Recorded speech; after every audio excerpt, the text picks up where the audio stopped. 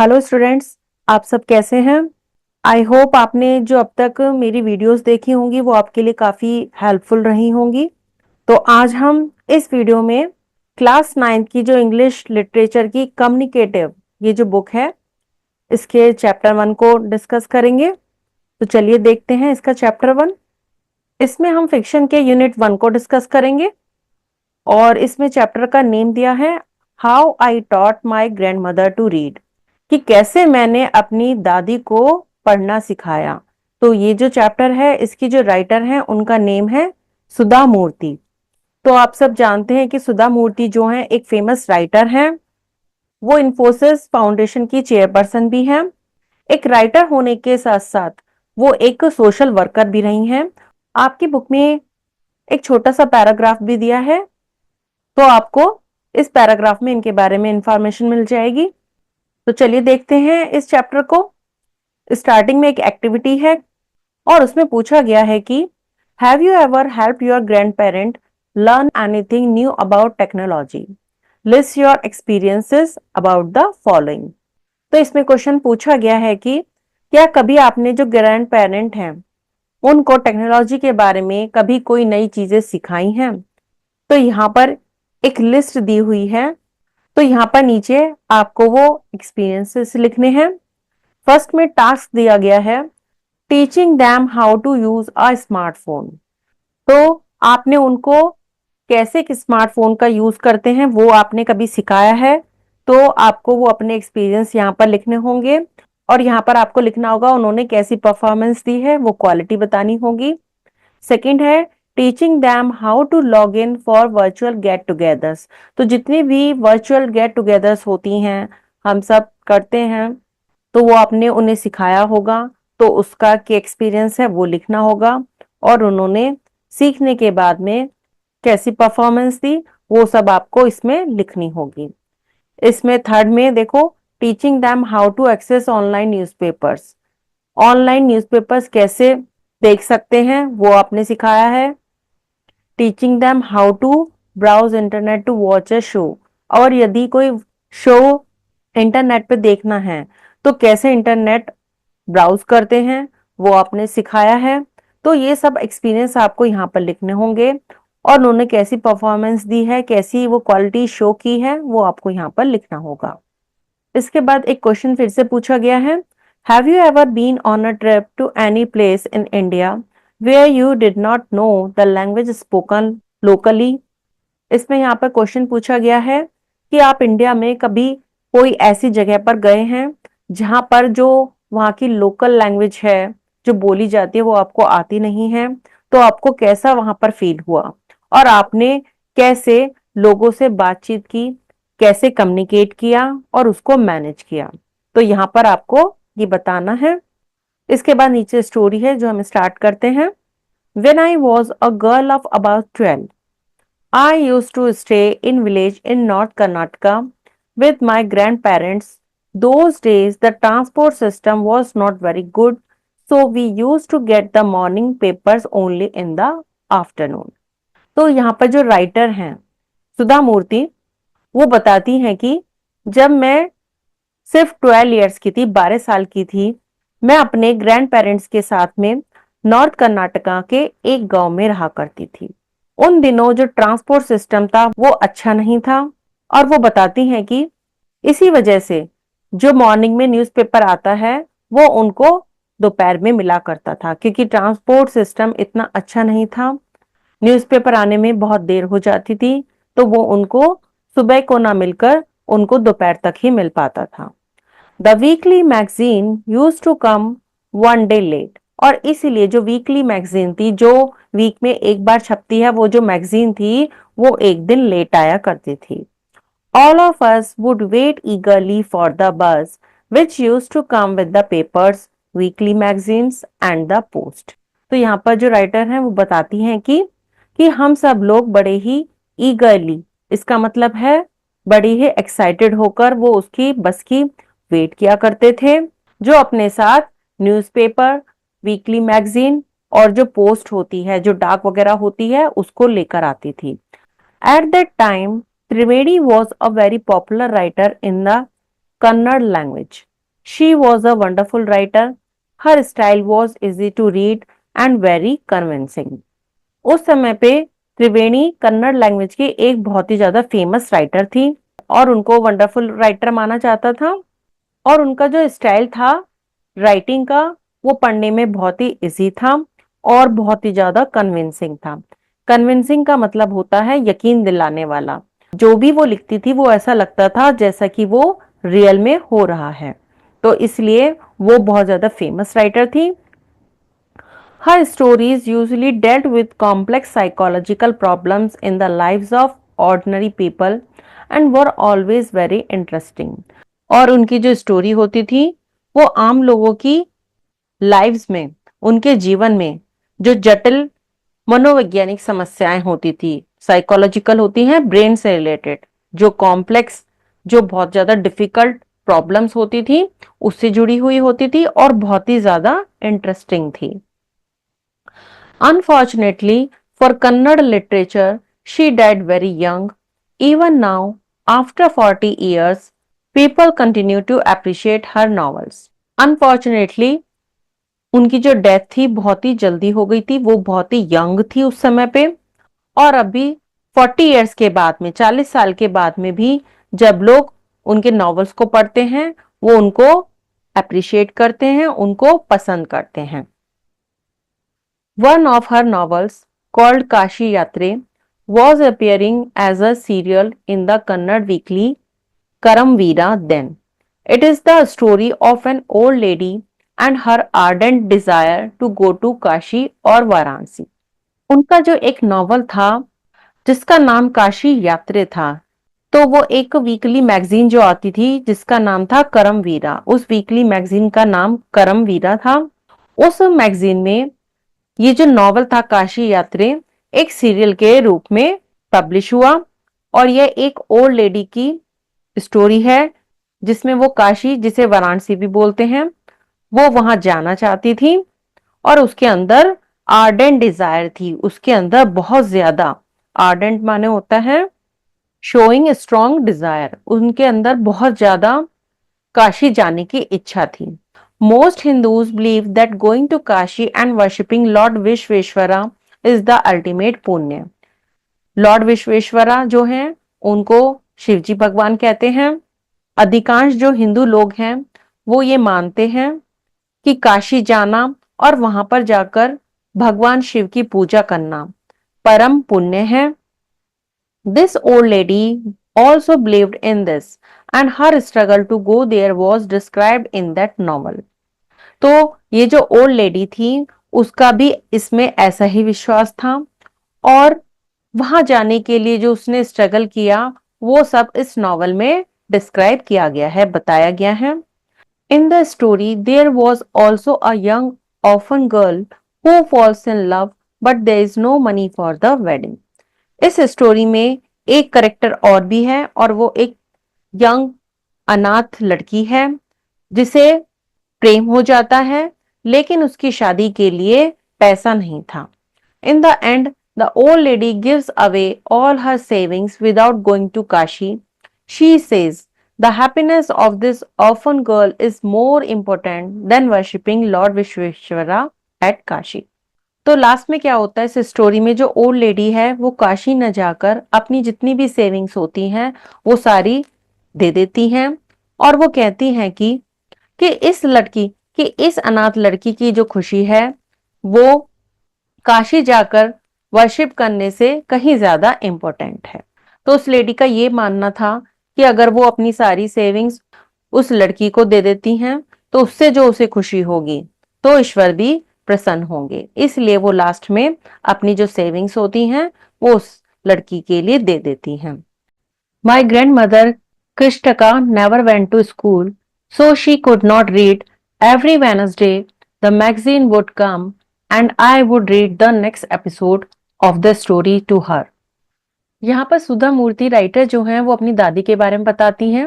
वो कहती हैं कि उनकी जो दादी थी उनका नाम कृष्टका था और वो कभी भी स्कूल नहीं गई थी, इसलिए उनको पढ़ना लिखना नहीं आता था, वो पढ़ नहीं सकती थी। और हर वेनसडे को जब मैगजीन आती थी तो स्टोरी के जो नेक्स्ट एपिसोड थे वो सुधा मूर्ति ही उन्हें पढ़कर सुनाया करती थी। During that time she would forget all her work and listen with the greatest concentration.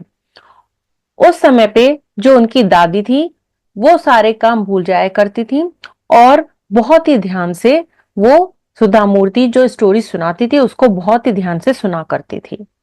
Later she could repeat the entire text by heart. My grandmother too never went to Kashi, so she identified herself with the novel's protagonist. More than anybody else, she was the one most interested in knowing what happened next in the story and used to insist that I read the serial out to her. वो story को इतना ध्यान से सुना करती थी कि बाद में वो किसी को भी अच्छे से सुना सकती थी। सुधा मूर्ति कहती हैं कि जो मेरी दादी थी वो भी काशी नहीं गई थी। प्रोटेगोनिस्ट होता है मेन कैरेक्टर, तो नॉवेल की जो मेन कैरेक्टर थी वो जो ओल्ड लेडी थी, तो उनकी दादी जो थी वो उस लेडी को अपने जैसा ही मानती थी, क्योंकि वो जो नॉवेल की ओल्ड लेडी थी वो भी काशी नहीं गई थी और यहाँ पर जो है सुधा मूर्ति की दादी भी काशी नहीं गई थी। और लोगों से ज्यादा वो बहुत इंटरेस्टेड रहती थी कि स्टोरी में अब आगे क्या हुआ, इसीलिए वो जोर दिया करती थी कि वो उस सीरियल को पढ़कर उन्हें सुनाए। After hearing what happened next in Kashi Yatre, she would join her friends at the temple courtyard where we children would also gather to play hide and seek. अब काशी यात्रा में आगे क्या हुआ ये सब सुनकर वो टेम्पल के कोर्टयार्ड में जाया करती थी। कोर्टयार्ड होता है ओपन एरिया, और वहां पर अपने फ्रेंड्स के साथ बैठा करती थी। और हम बच्चे भी, यहाँ पर सुधा मूर्ति बताती हैं कि हम सब बच्चे भी उनके साथ जाया करते थे और वहां पर हाइड एंड सीक खेला करते थे। She would discuss the latest episode with her friends. At that time I never understood why there was so much of debate about the story. वहां पर जब वो उनकी दादी अपने फ्रेंड्स के साथ बैठती थी तो उस लेटेस्ट एपिसोड के बारे में उनसे डिस्कस किया करती थी। और उस समय पे जो सुधा मूर्ति हैं वो कहती थी कि हमें ये समझ में नहीं आता था कि इस स्टोरी में इतनी डिबेट करने के लिए क्या है, इस पर इतना डिस्कशन क्यों किया जाता है। Once I went for a wedding with my cousins to the neighboring village. In those days, a wedding was a great event. We children enjoyed ourselves thoroughly. यहाँ पर सुधा मूर्ति बताती हैं कि एक बार पास के विलेज में उन्हें अपने कजिन्स के साथ में एक वेडिंग में जाना पड़ा। उन दिनों में जो वेडिंग होती थी एक बहुत ही बड़ा इवेंट माना जाता था। वो बताती हैं कि हम सब बच्चों ने वहां पर बहुत ही एंजॉय किया। We would eat and play endlessly, savoring the freedom because all the elders were busy. I went for a couple of days but ended up staying there for a week. Savoring का मतलब होता है enjoying an experience slowly in order to appreciate it as much as possible. इसका मतलब होता है किसी भी एक्सपीरियंस का धीरे धीरे मजा लेना ताकि उसकी प्रशंसा की जा सके। तो सुधा मूर्ति कहती हैं हम सब बच्चों ने वहां पर खूब खाया और खूब मजे से एंडलेसली खेला, क्योंकि सब बच्चे वहां पर फ्री हो गए थे, बड़े लोग अपने कामों में बिजी थे, इसलिए उन्होंने इस फ्रीडम को बहुत ही एंजॉय किया, उसका आनंद उठाया। वो कहती हैं कि मैं गई तो कुछ दिनों के लिए थी, लेकिन हमें वहां पर एक हफ्ते तक रुकना पड़ा। When I came back to my village, I saw my grandmother in tears. I was surprised, for I had never seen her cry even in the most difficult of situations. What had happened? I was worried. तो सुधा मूर्ति बताती हैं कि जब मैं अपने गांव वापस लौटी तो मैंने देखा कि जो मेरी ग्रैंड मदर थी, दादी थी, उनकी आंखों में आंसू थे और मैं बहुत ही ज्यादा सरप्राइज थी, क्योंकि वो बहुत ही स्ट्रांग वुमेन थी। वो किसी भी डिफिकल्ट सिचुएशन में बिल्कुल भी घबराती नहीं थी। मैंने उन्हें कभी ऐसे देखा ही नहीं था। क्या हो गया था? तो वो बहुत ज्यादा चिंतित हो गई थी। Avva, is everything fine? Are you all right? तो उन्होंने अपनी दादी से पूछा, अव्वा क्या सब कुछ ठीक है? क्या आप बिल्कुल ठीक हैं? I use to call her Avva, which means mother in the Kannada spoken in north Karnataka. मैं उनको अव्वा कहकर बुलाती थी, जिसका मतलब कन्नड़ लैंग्वेज में मदर होता है और इस वर्ड का यूज नॉर्थ कर्नाटका में किया जाता है। She nodded but did not reply. I did not understand and forgot about it. In the night after dinner, we were sleeping in the open terrace of the house. It was a summer night and there was a full moon. जब सुधा मूर्ति ने अपनी grand mother से पूछा तो उन्होंने सिर्फ सिर ही हिलाया और उन्होंने कुछ भी नहीं बताया। तो सुधा मूर्ति कहती हैं, मैं कुछ समझ ही नहीं सकी और मैं फिर उसके बारे में भूल गई।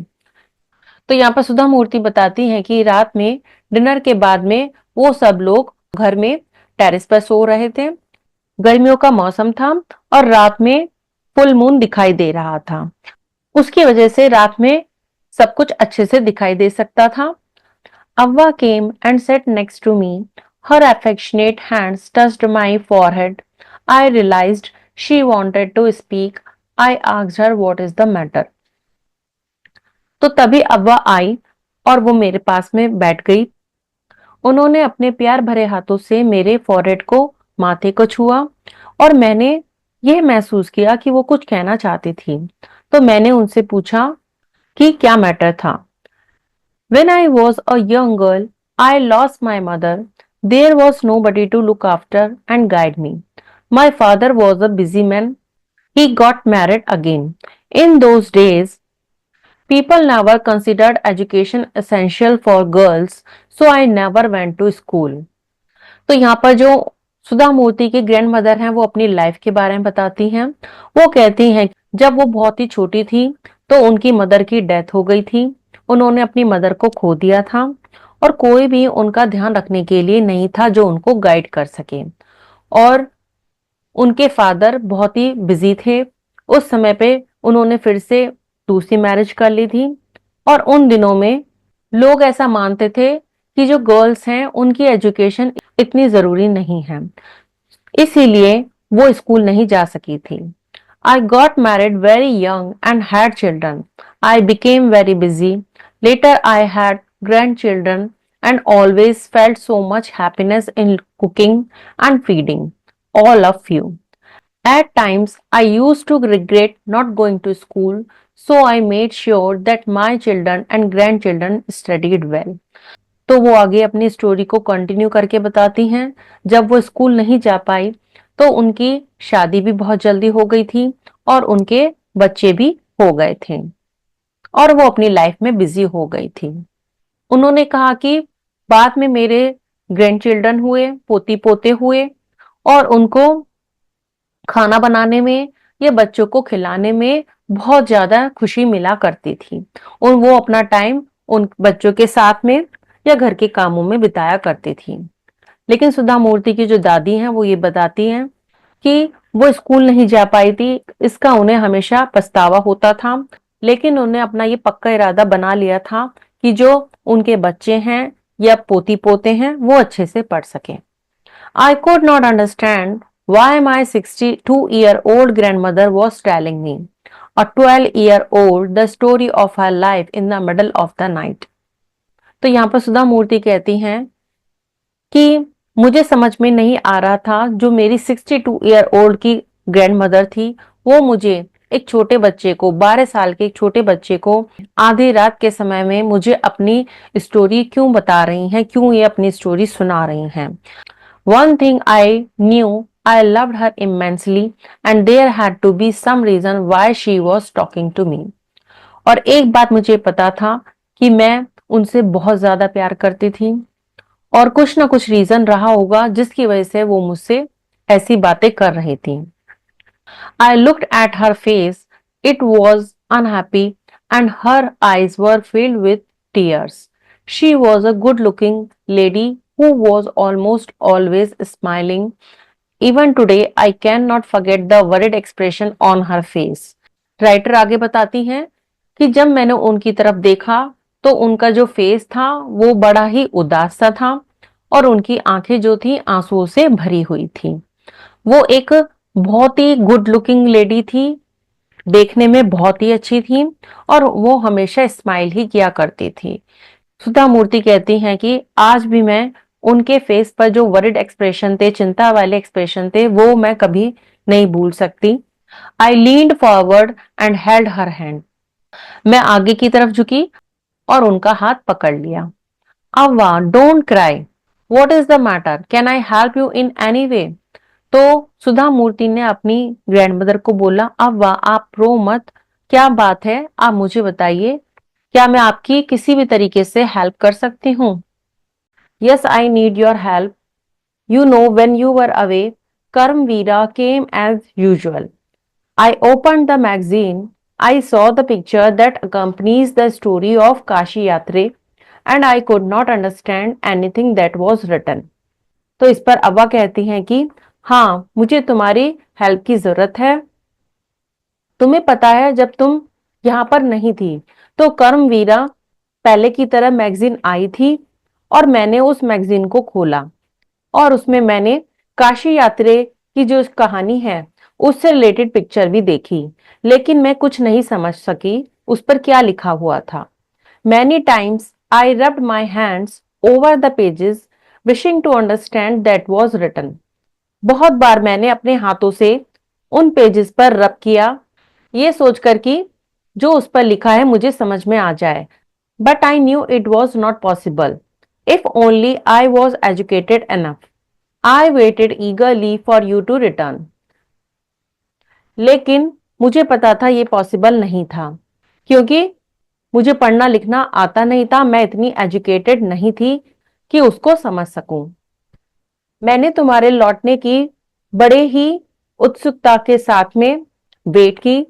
I felt you would come early and read for me. I even thought of going to the village and asking you to read for me. और मैंने ये भी सोचा कि गांव में तुम्हारे पास जाऊं और तुमसे मेरे लिए ये मैगजीन पढ़ने के लिए कहूं। I could have asked somebody in this village, but I was too embarrassed to do so. I felt so very dependent and helpless. We are well off, but what use is money when I cannot be independent? इसके बाद में अव्वा जो है लगातार अपनी बातें बताती जाती हैं। वो कहती हैं कि उन्होंने सोचा कि गांव में किसी और से अपने इस प्रॉब्लम के बारे में बताएं, उनसे कहें कि मैगजीन पढ़ने के लिए, लेकिन उनको ऐसा करना बड़ा ही एम्बेरस फील हुआ, उसमें उनको बड़ी ही शर्मिंदगी महसूस हो रही थी। उन्होंने अपने आप को ऐसा फील किया जैसे वो किसी और पर डिपेंड हैं और बड़ी ही हेल्पलेस हैं, असहाय हैं। इसका रीजन ये था कि जो अव्वा थी वो बहुत ही अच्छी फैमिली से बिलोंग करती थी, पैसे की कोई भी कमी नहीं थी। तो उन्होंने कहा कि जब मैं इंडिपेंडेंट नहीं हो सकती हूँ, मैं अपने ऊपर निर्भर हो नहीं सकती, तो ऐसे पैसे से क्या फायदा। I did not know what to answer, Avva continued. तो सुधा मूर्ति कहती हैं कि उन्हें समझ में नहीं आया कि इसका वो क्या जवाब दे, लेकिन अव्वा जो थी वो अपनी बातें कहती हुई जा रही थी। I have decided I want to learn the Kannada alphabet from tomorrow onwards. I will work very hard. I will keep Saraswati Puja day during Dashera as the deadline. That day I should be able to read a novel on my own. I want to be independent. अब वह अपनी बातों को continue करते हुए कहती हैं कि मैंने डिसाइड कर लिया है कि मैं कल से कन्नड़ अल्फाबेट को सीखना चाहती हूँ और मैं बहुत ही कठिन परिश्रम करूंगी। और मैंने दशहरा के टाइम पे जो सरस्वती पूजा का दिन होता है उसको एक डेडलाइन बना लिया है। उस दिन मुझे एक नॉवल अपने आप पढ़ने लायक हो जाना चाहिए। मैं इंडिपेंडेंट होना चाहती हूँ। तो इस तरह से जो अव्वा थी उन्होंने अपना एक टारगेट बना लिया था कि वो कन्नड़ लैंग्वेज को सीखेंगी, और उन्होंने अपने लिए एक डे भी फिक्स कर लिया था कि इस दिन तक वो पढ़ना लिखना सीख जाएंगी और वो अपने आप को इंडिपेंडेंट फील करेंगी। I saw the determination on her face, yet I laughed at her. Avva, at this age of 62, you want to learn the alphabet. All your hair is grey, your hands are wrinkled, you wear spectacles, and you have so much work in the kitchen. तो सुधा मूर्ति ने उनके face पर एक determination देखी, एक पक्का इरादा देखा। फिर भी जो सुधा मूर्ति हैं वो उन पर हंसी। उन्होंने कहा, अव्वा, इस एज में 62 आप 62 ईयर्स की हो गई हो, इस एज में आप अल्फाबेट सीखना चाहती हैं, आपके बाल जो हैं सफेद हो गए हैं, आपके हाथों में सलवटें पड़ गई हैं, आप चश्मा पहनती हैं और आपको किचन में बहुत सारा काम करना होता है। Childishly I made fun of the old lady but she just smiled. तो सुधा मूर्ति बताती हैं कि मैंने बचपने में उनका मजाक उड़ाया, लेकिन वो सिर्फ मुस्कुराई। तो यहाँ पर आप देख सकते हैं कि जो अव्वा थी, जो दादी थी, वो बड़ी ही डिटर्मिन्ड थी। उनके अंदर लैंग्वेज सीखने का ही बहुत ज्यादा पैशन था। For a good cause if you are determined you can overcome any obstacle. I will work harder than anybody but I will do it. For learning there is no age bar. Obstacles का मतलब होता है कोई hurdle, कोई परेशानी, कोई रुकावट। तो अव्वा कहती हैं कि यदि आप कोई एक अच्छा काम करना चाहते हैं, तो यदि आप उसके लिए डिटरमिन्ड है, आपने पक्का इरादा कर लिया है, तो आप किसी भी ऑब्स्टिकल को, किसी भी रुकावट को ओवरकम कर सकते हैं, उस पर जीत हासिल कर सकते हैं। और वो कहती हैं कि मैं और लोगों से ज्यादा कठिन परिश्रम करूंगी, क्योंकि सीखने के लिए उम्र की कोई सीमा नहीं होती है। तो ये जो लाइन है, for learning there is no age bar, इस पर रिलेटेड कभी कभी क्वेश्चन आ जाता है। नेक्स्ट देखते हैं। The next day onwards I started my tuition. Avva was a wonderful student. The amount of homework she did was amazing. She would read, repeat, write and recite. I was her only teacher and she was my first student. Little did I know then that one day I would become a teacher in computer science and teach hundreds of students. तो अगले दिन से मैंने उनको tuition देनी start कर दी। अव्वा जो थी बहुत ही अच्छी स्टूडेंट थी। जितना भी उनको होमवर्क दिया जाता था और वो करती थी, वो बहुत ही अमेजिंग था। वो बहुत ही अच्छे से उस होमवर्क को करती थी। वो पढ़ा करती थी, उसको रिपीट करती थी, लिखती थी और मुंह से बोला भी करती थी। मैं उनकी अकेली एक टीचर थी और वो मेरी फर्स्ट स्टूडेंट थी। लेकिन मुझे ये नहीं पता था कि जब मैं बड़ी होंगी एक दिन मैं भी कंप्यूटर साइंस की टीचर बनूंगी और बहुत सारे बच्चों को पढ़ाऊंगी। The Dashera festival came as usual. Secretly, I bought Kashi Yatre, which had been published as a novel by that time. My grandmother called me to the puja place and made me sit down on a stool. अब Dussehra festival का दिन आ गया था पहले की तरह ही। चुपके से मैंने काशी यात्रे जो नॉवल था वो पब्लिश हो चुका था, छप चुका था उस समय तक, तो मैंने एक नॉवल ये खरीद लिया था। मेरी जो ग्रैंड मदर हैं उन्होंने मुझे पूजा प्लेस पर बुलाया जहां पर पूजा होती है और मुझे एक स्टूल पर बैठा दिया। She gifted me a frock. Then she did something unusual. She bent down and touched my feet. उन्होंने मुझे एक फ्रॉक गिफ्ट में दी, लेकिन उन्होंने कुछ अलग सा, कुछ अजीब सा किया। वो झुकी और उन्होंने मेरे पैर छू लिए। I was surprised and taken aback. Elders never touch the feet of youngsters. We have always touched the feet of God, elders and teachers. जब उन्होंने ऐसा किया, जब उन्होंने मेरे पैर छुए, तो मुझे बड़ा ही सरप्राइज फील हुआ, क्योंकि जो एल्डर्स होते हैं, बड़े होते हैं, वो कभी भी अपने छोटों के पैर नहीं छूते हैं। हमने हमेशा भगवान के पैर छुए हैं, बड़ों के पैर छुए हैं और अपने टीचर्स के पैर छुए हैं। We considered that as a mark of respect. It is a great tradition, but today the reverse had happened. It was not correct. और हम ऐसा करने में, जब हम दूसरों के पैर छूते हैं तो हम उसको एक रिस्पेक्ट की तरह देखते हैं, एक सम्मान की तरह देखते हैं। यह एक बड़ा ट्रेडिशन है, लेकिन आज कुछ इससे उल्टा ही हुआ था और ये सही नहीं था, क्योंकि जो दादी थी वो मेरे पैर छू रही थी। She said, I am touching the feet of a teacher, not my granddaughter. A teacher who taught me so well, with so much of affection, that I can read any novel confidently in such a short period. तो दादी ने कहा, मैं अपनी teacher के पैर छू रही हूँ, ना कि अपनी ग्रैंड डॉटर के छू रही हूँ। उस टीचर के जिसने मुझे इतना अच्छे से पढ़ना सिखाया और इतने अच्छे प्यार से सिखाया कि मैं इतने थोड़े ही समय में नॉवल को कॉन्फिडेंटली पढ़ सकती हूँ। Now I am independent. It is my duty to respect our teacher.